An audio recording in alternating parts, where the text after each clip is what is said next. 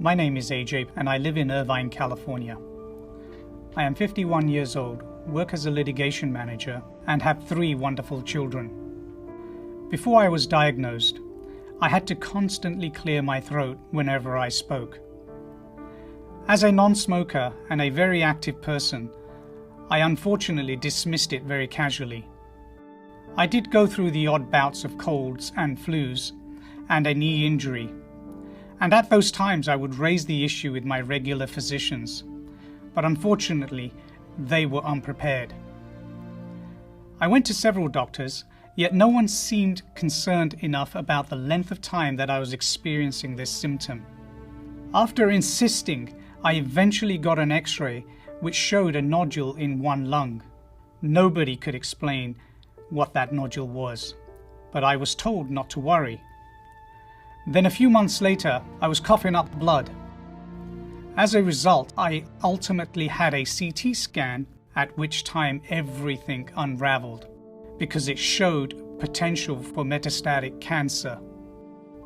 Initially, I underwent a biopsy, and it was discovered that it was non-small cell lung cancer. My physician immediately arranged for me to see an oncologist who had already scheduled chemotherapy without even meeting me. I needed to take a breath and say, "You just turned everything inside out and shook my entire existence. I need time to step away and think about this." And that's when I started my own research online. I just did not feel comfortable with a physician that would give me this diagnosis and then immediately arrange for chemotherapy without explanation or discussion. After learning of my diagnosis, I only had one obstacle: the fear of not seeing tomorrow. After that, I lost it. I didn't know what people were telling me because I was focused on, oh my God, how could this happen? How could this be?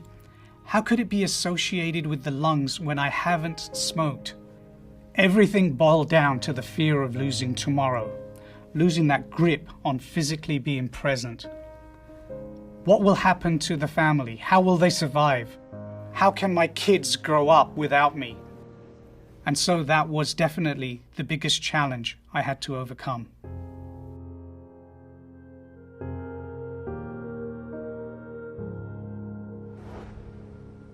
When I received my stage 4 metastatic cancer result, I didn't fully understand the testing process. Through a mentor and other support groups, I had an idea that there was something more than just chemotherapy, radiation, and surgery, and that sometimes you could take drugs for treatment. But I didn't know what that meant, because I only understood from my limited information that lung cancer is typically a death sentence. I started to realize that there are certain ways in which cancer starts to multiply. And with that, there are ways to specifically deal with the multiplication. I learned through dialogue with my physician that there are over 100 different tests that can be performed. I remember telling her that I wanted to very carefully manage any tumor material collected so it could be sent out to specialists. And she said, "I'll take care of all that for you. We'll see what we can discover." When the results came back, my doctor was elated. I've never seen someone jump with so much joy when they're surrounded by such a difficult set of patients. She came over and hugged me, and I had no idea what she was doing or why she was so excited. She said, "You have a biomarker that indicates you could take a drug for a ROS1 fusion." I had no idea what this meant, nor if it could change my life, whether I would still be around in the next month or the next year, or whether I would need chemo. It wasn't until I actually got home and I started to learn about ROS1 that it dawned on me that this was a huge opportunity. Once you are diagnosed with something like this, the first step should be to confirm the exact hue of the disease. Tests for ROS1 and other biomarkers should happen immediately after diagnosis. I don't know why people aren't doing this as a standardized test in patients like me.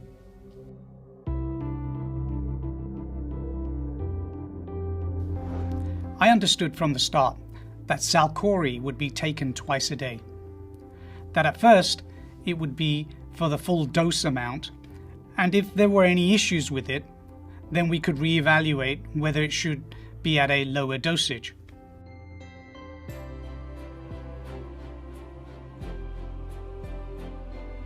My physician did a really good job of explaining the medicine and how it inhibits my tumor and the side effects that I should anticipate.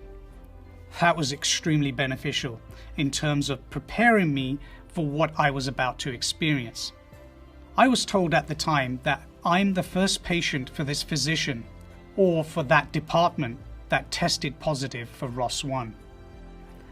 Because of being tested, I was eligible for treatment for my specific type of metastatic lung cancer.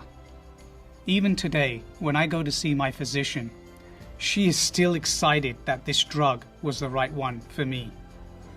I'm really excited that she tested me for ROS1, and I urge other oncologists to do the same despite how rare ROS1 patients like me are.